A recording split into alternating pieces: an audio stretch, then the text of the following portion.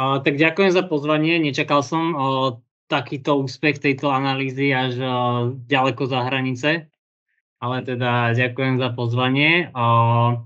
Je to troška mimo témy, moc sa tu nevenujem bezdomovectvu ani nejakej sociálnej inklúzii, ale je to čisto v podstate analytická robota, ktorá má nejaké dôvody, prečo sme ju robili, ale teda sú to iné dôvody. Takže najskôr, že prečo vôbec sme to začali riešiť.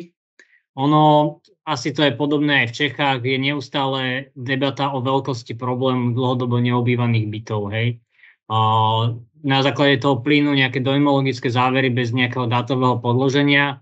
Taký najzaujímavejší príklad na túto tému bol, že bol nejaký novinár, ktorý v noci rátal zasvietené svetlá v nejakých novostavbách. To teda naozaj nemá nejaké dobré metodologické rámce. A zároveň je to dôležitý, teda to asi všetci dobre viete, je to dôležitý vstup pri riešení dostupného bývania, bytovej krízy, problémov nedostupného bývania. Častokrát sú teda tie argumenty, že novostavby sa nestávajú pre nových ľudí, sú tam zaparkované peniaze z Ruska, alebo teda niekde od inakadiaľ, že jednoducho je to len ako investičná stavba. Zároveň my sme u nás na Metropolitnom inštitúte, mimochodom už od 1.1. som na magistráte Bratislavy, ale teda prezentácie ešte v tomto šate, debatovali o potrebe nejakého osobitného zdaňovania takýchto bytov. Kebyže máte záujem, pozrite si Vancouver. Vancouver naozaj v tomto smere má taký najčistejší prístup, kedy naozaj sa zdaňujú dlhodobo prázdne byty. Nejde o to, že sú, lebo ďalší bod je vlastne, že nekorektná analýza zo strany štatistického úradu. Štatistický úrad nejakým spôsobom nazdielal analýzu, ktorá identifikovala 285 000 neobavených bytov v Bratislavskom kraji, čo je absolútny nonsens. Oni v podstate používajú nekorektnú metodiku. Ak niekto nie je nahlásený v byte, tak je automaticky neobývaný, čo je teda samozrejme blbosť, lebo veľa ľudí tie byty prenajíma, nie je vždy úplne oficiálnou cestou. Takže vlastne ten spôsob nájdenia toho dlhodobo neobývaného bytu z nejakých takýchto verejných zdrojov nie je jednoduchý a v tom Vancouveri zrovna sa snažia naozaj identifikovať tie dlhodobo neobývané byty a tie len ako keby postihovať, daniť a je to komplikovaný proces, takže to, ak by ste mali záujem, tak to si pozrite. Nie je to jednoduché. My teda pracujeme s tou hypotézou, že ak je aj byt prenajímaný, tak znižuje tú cenu nájomného, lebo jednoducho na tom trhu nájomného bývania je ten byt. Sice je to investičný byt niekoho iného, ale zároveň znižuje tú cenu nájomného. Ako vznikla teda táto analýza?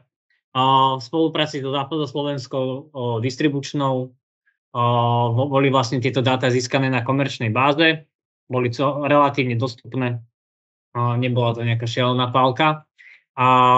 Oni majú tvrdé dáta v podstate úplne, že na jednotku odberného miesta elektriny. Tie nám samozrejme nechceli dať, ani by to nebolo úplne vhodné, že by nám dali dáta proste na jednotku. My by sme to nevedeli úplne s tým pracovať, zároveň je to potreba anonymizácie. Takže vlastne anonymizovali tieto dáta na veľkosť základnej sídelnej jednotky, čo je teda už veľkosť, ktorou sa dá celkom jednoducho pracovať. Sú tu dáta o ročnej spotrebe a my sme ich poprosili, aby ich kumulovali na základe nejakej dohody. A spoločne sme vytvorili vlastne metodiku, ktorá hovorí o tom, čo považujeme za dlhodobo neobývaný byt. My sme si vlastne tú metodiku nastavili tak, že sme určili, čo je v akom intervale spotreby je byt, ktorý môžeme s nejakou pravdepodobnosťou považovať už za dlhodobo neobývaný. Je to v intervale 0 až 250 kWh, čo je vlastne asi 0 až 8% priemernej spotreby domácnosti. A tieto dáta sme agregovali do 1, 2 a 3 rokov. Taká nevýhoda je troška, že sú tu aj odberné miesta, ktoré sú pripojené v rámci roku. Tie teda majú nižšiu spotrebu, ale stále, ak boli pripojené a mali 0 až 250, teda sú považované za dlhodobo neobývané. Druhá možnosť, kedy sme chceli zistiť, aké sú trendy, je nejaká výrazná zmena spotreby v rámci roku, a teda ak bol pokles alebo náraz spotreby elektriny o viac ako 80%, tak tu považujeme, že ten byt bol prestaný využívaný alebo začatý využívaný. Sú tu zarátané iba odberné miesta z tarifov pre domácnosti, čo teda znamená, že sú tu len fyzické osoby, nie sú zahrnuté byty napísané na nejaké právnické osoby, teda na firmy. Toto bol nejaký argument, že vlastne toto môže byť nejaký fenomén, ktorý sa deje. Myslím, akože je to možné, ale my si myslíme, že to nie je nejaký veľmi výrazný fenomén, lebo tunak je vyššia tarifa pri elektrine pre firmy. Takže môže to byť, ale teda nemyslíme si, že to je tak veľmi dôležité. Zároveň v tejto analýze sú aj obydlia určené na rekreáciu, čo sú napríklad chatky, tie sú dátovo neoddeliteľné, tie sú v rámci tej analýzy vlastne brané ako byty. Takže toto sú také nejaké mínusy alebo nejaké proste slabé stránky tej analýzy, ktoré je dobré teda mať vždycky na zreteli. A teda aké sú výsledky?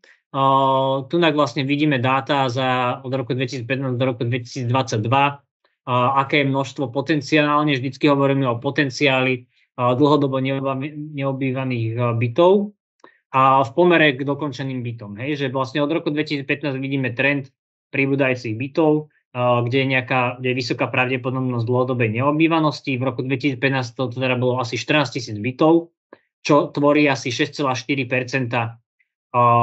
celkového bytového fondu Bratislavy. Komerčného, aj nekomerčného. V roku 2022 toto číslo vystúpilo na 18 000, čo je teda 7,5%. Medzi rokmi 2021 a 2022 vidno mierny pokles. A vieme to porovnať vlastne, že keď to dáme do súvislosti s množstvom dokončených bytov, tak vlastne vidíme, že sa znížil počet dokončených bytov a teda tým pádom môže byť odpoveď, prečo klesol počet neobývaných bytov, aj to, že sa menej ich dokončilo. Celkovo množstvo dokončených bytov extrémne výrazne vplýva na počet dlhodobo neobývaných bytov, alebo teda neobývaných bytov. Záleží na to, na akú agregáciu sa pozrieme, na 1, 2 alebo 3 roky, to vám ukážem neskôr. Keď napríklad sa agregujeme dáta na 2 roky, že vlastne neobývaný byt je za neobývaný byt je braný iba ten byt, ktorý má tú spotrebu 0 až 250 minimálne 2 roky, respektíve 3 roky, tak vlastne tie čísla idú dole, hej, že vlastne tie čísla sú nižšie. Toto ale teda potvrdzuje, že veľké množstvo je naozaj dlhodobo neobývaných bytov, viac ako rok alebo 2. Takže to hovorí o tom.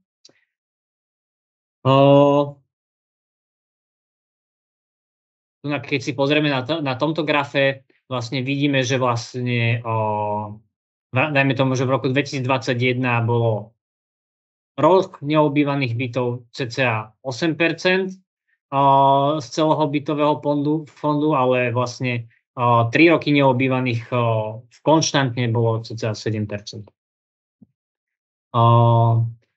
Čo je odpoveďou, prečo vlastne za ten rok je ich viac ako za 3 roky, je vlastne byty, ktoré prichádzajú na trh, byty, ktoré sú skolaudované a napojené na sieť, ale nie sú ešte obývané.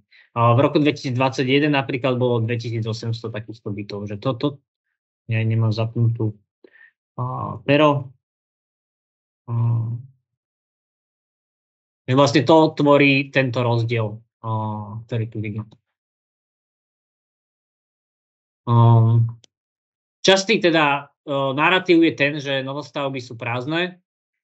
Toto je vlastne, touto analýzou sme túto urbánnu legendu nejak debunkli, alebo teda vyvrátili.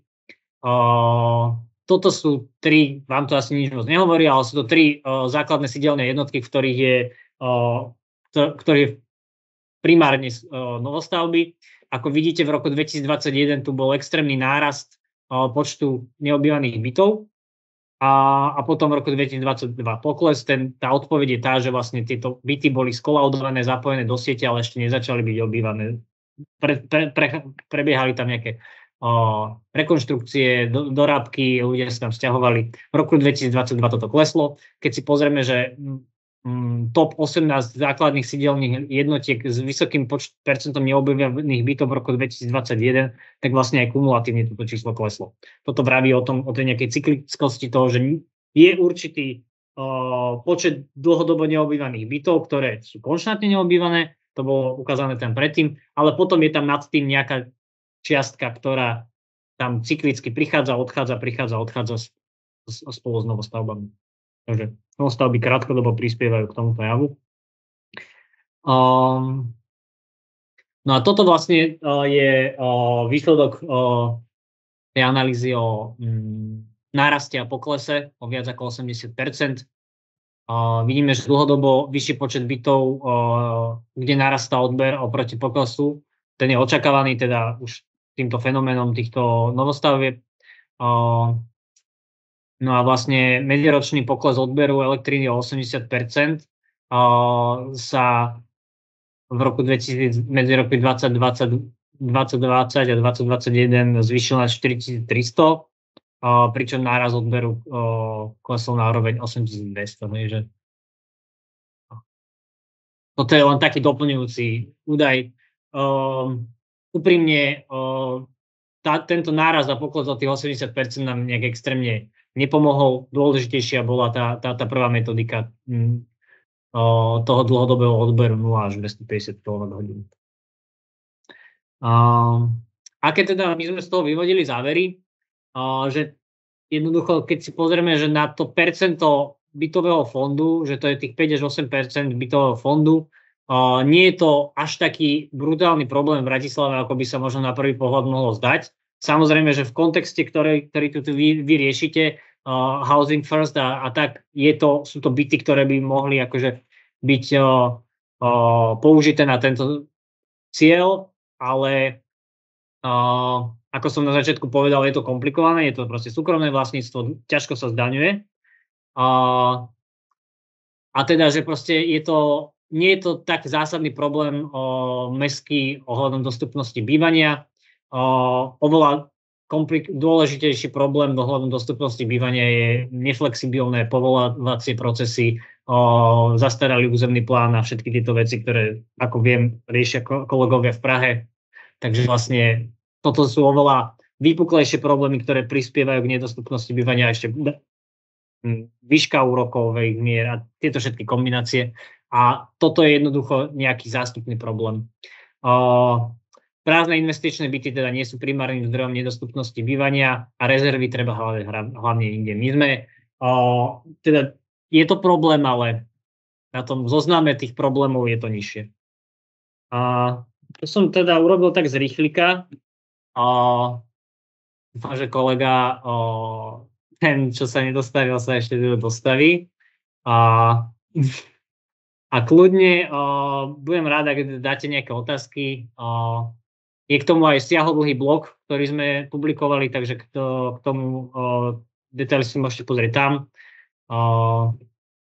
Ešte tu sú nejaké hlbšie dáta, o ktorých sa môžeme baviť, ale myslím, že už ste mali dneska toho celkom dosť, takže nebudem vás viac trápiť.